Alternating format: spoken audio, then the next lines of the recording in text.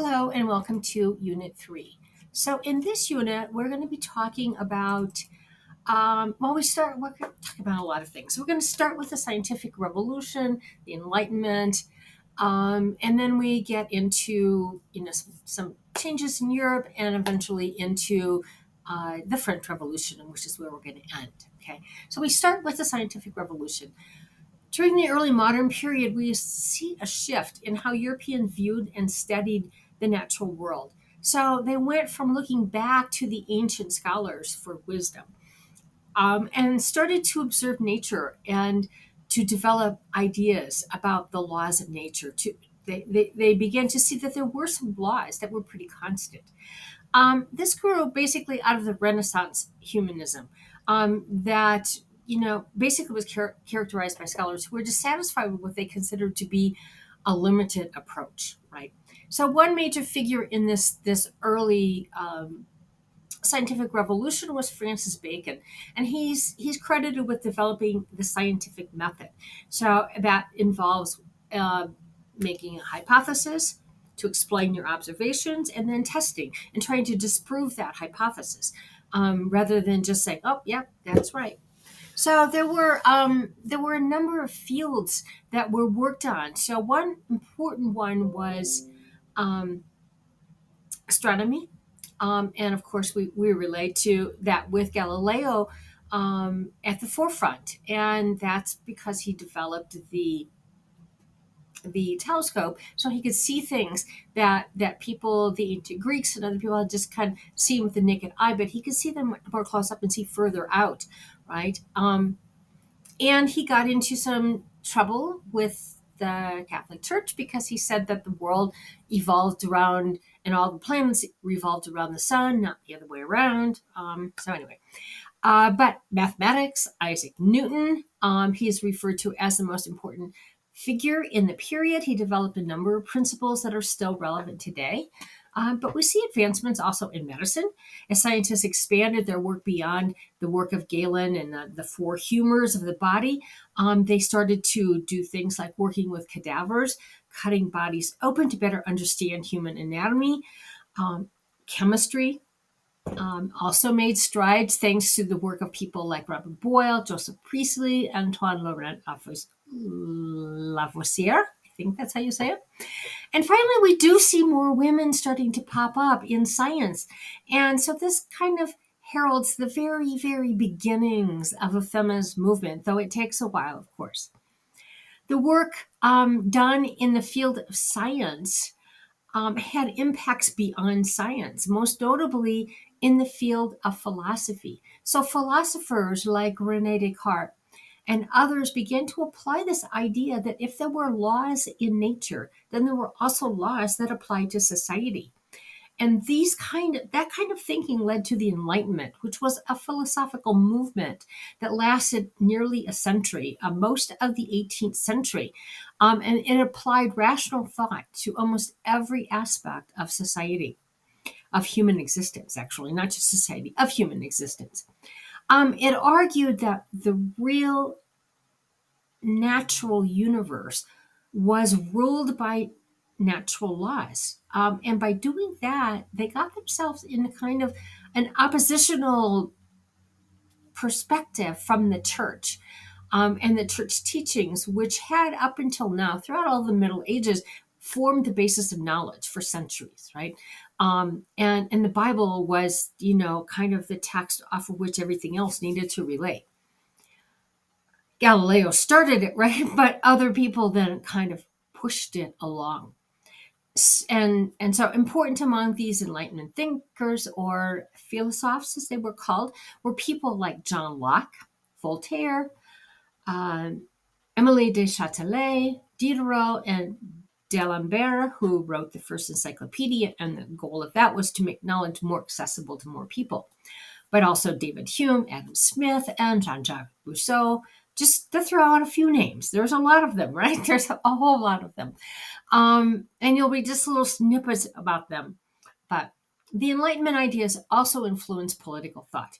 So we see that in Europe, but also in the British North American colonies. So in Europe, some of the kings, monarchs wanted to be more enlightened and, worked on that. Other ones kind of fought it, but, so Voltaire was banished from France, for example. But, so we have kind of a mix there going on. But in the North American colonies, we see it. People like Thomas Jefferson, Ben Franklin, people like that were all kind of part of this, absorbing all of these ideas and contributing to the conversation. And they had things called salons where people would meet and talk, and they had those in the Americas as well, in Latin America also. Okay, so moving ahead, we see changes in the European society that helped bring about the early modern period, and that's considered to end with the industrialization, the Industrial Revolution, and the period of revolution. So that's kind of the next unit, but we're getting there, right? So as we saw in the last unit, Britain was a constitutional monarchy. The other large nations were all absolutist monarchies. But even in Britain, so there was a holdover from what society looked like in the Middle Ages.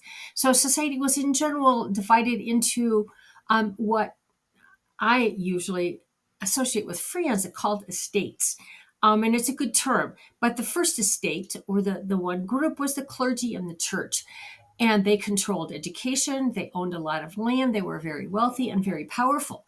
And some of that power and wealth got eroded with the Protestant Reformation, but they were still, especially in the Catholic nations, very, very influential. The second state was the nobility. These were the nobles that had titles, lords, marquis, depending on where you were, what the title was. But we see in places like England, kind of the emergence of a new class that they called gentry. And these were the people that were in the House of Commons when we see the expansion of Parliament. So we had in England the House of the Lords, or the nobles, and the House of Commons, which were these gentry. But the third estate was everybody else. Okay, so coming out of the Middle Ages, some of the people were peasants or serfs. Some of them were growing wealthier from trade, commerce, other economic activities, and they wanted to join the higher orders.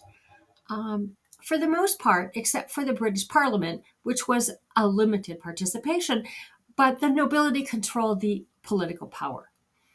In many places, they and the church were the only landowners, and they represented most of the educated people.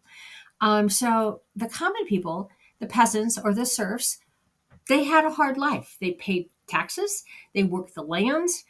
Serfdom itself had disappeared in the West, but not in the East. So there were still serfs, and that whole arrangement in Russia. Okay, 5 states that were considered to be the great powers of the period, and you'll read about them: France, Great Britain, Austria, Prussia, and Russia. Okay, Britain was in many ways the outlier because it was a constitutional monarchy, but Russia was also an outlier because it was still living in the Middle Ages.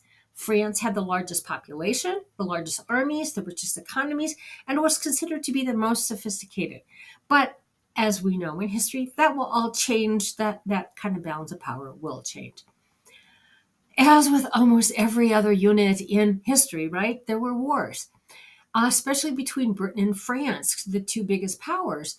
But now we get added in the American colonies. So now we get fighting about and in the colonies as well as in Europe. So some of the important wars was first the War of Spanish Succession. So when the Spanish monarch, the Habsburg monarch Carlos V or Carlos V died with no heir, then the French king claimed the throne for his grandson Philip. You probably have read this all, but the families are all intermarried, and so they all think they have this claim to the monarchy. So the Habsburgs were in charge of Spain and the Spanish colonies, but also Austria. Okay, well, the Austrians didn't like this very well, but neither did Britain, because they're like, well, we can't have a Frenchman on the Spanish throne because that's not good. So eventually, they came to an agreement that would never be the same person on the throne of France and Spain. The French Bourbon family assumed the Spanish throne, and they made significant changes in the Americas. Well, probably in the administration of the Spanish Empire in general, but it was really big in the Americas, and it helped start them down the road toward independence as well. So, um, this was followed by another war called the War of Austrian Succession, because a woman was Maria Theresa was going to assume that throne, and the Europeans didn't like that. That was then followed by the 7 Years' War, which was it's been called the First World War. It was fought in the Americas and also in India. It was called the 7 Years' War here in the United States. And so it was fought over colonies and everything else. So Britain was technically victorious. They came out ahead. Actually, they did come out to be a major power. They gained Canada from France. They changed some territories around in the Americas. But it also led to the American Revolution because, as you read, wars are very costly. And so they tried to raise the taxes on the colonists. They said, we fought this war for you. You gained a lot. You need to pay the taxes. The colonists didn't like that. Taxation without representation, all of that stuff. And then keeping in the theme of causality, think back to your 5 C's of history. The French involvement in the American Revolution then created even more debt for the French.